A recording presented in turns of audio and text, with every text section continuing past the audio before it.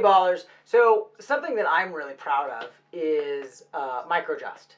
So the story goes that I was skiing with Nick Parsons in Salt Lake City, Utah a number of years ago, and at the time he was using the good system with dual lock, and he could move his bindings like a 16th or a 32nd of an inch at a time, whatever one row of the Velcro is.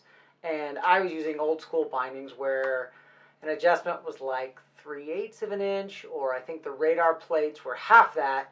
But the point is, I looked at Nick and I saw that he could move his bindings such a tiny bit smaller than I could, and I went home and I thought about it forever, and got a friend of mine to CAD up kind of a proof of concept, and I kind of called around to a bunch of people in the industry and said, hey, you guys should make it. And a lot of people said, yeah, it's a great idea, but it's just kind of too expensive.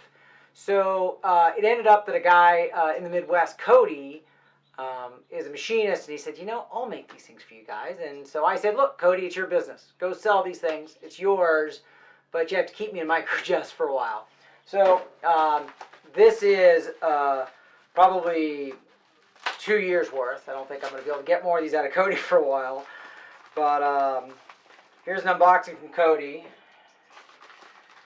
And here's the complete kit. And the complete kit, you know, he does a fantastic job.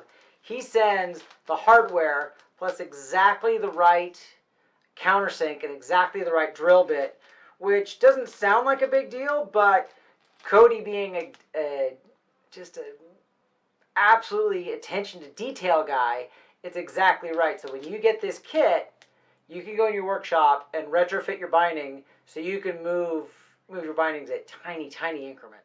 And here's a better look at all the contents of the package. Everything you see here is what you need to retrofit your binding, not including what you need to cut your slots. These down on the in the upper slots on the binding and further away from my release mechanism. So I'm just going to kind of eyeball to get this straight.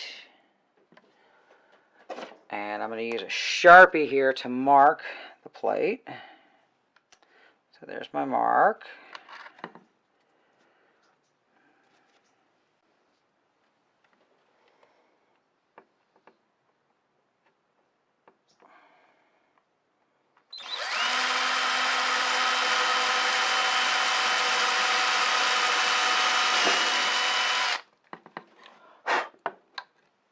Exactly the right drill bit for exactly the right hole.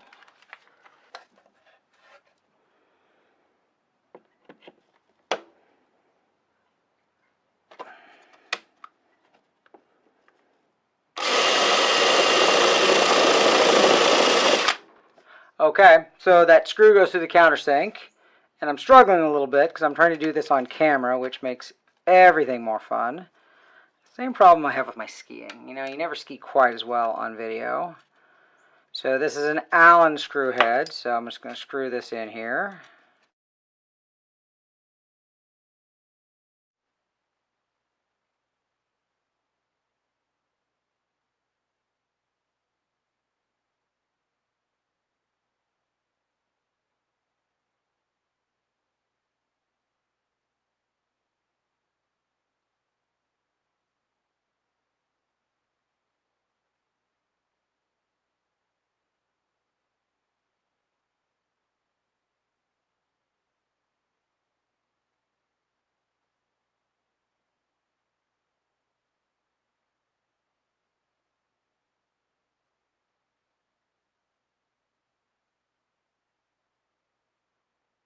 Okay, here's the full system fully assembled. Let's say I want to move my binding back 1/20th of an inch, or 50 thousandths. I'm just going to back this off until the teeth on this piece are no longer engaged in the teeth on this piece. And just inch it back a little bit there. Set that sucker down and tighten it back up. Tighten my other 5 screws. Done. Done.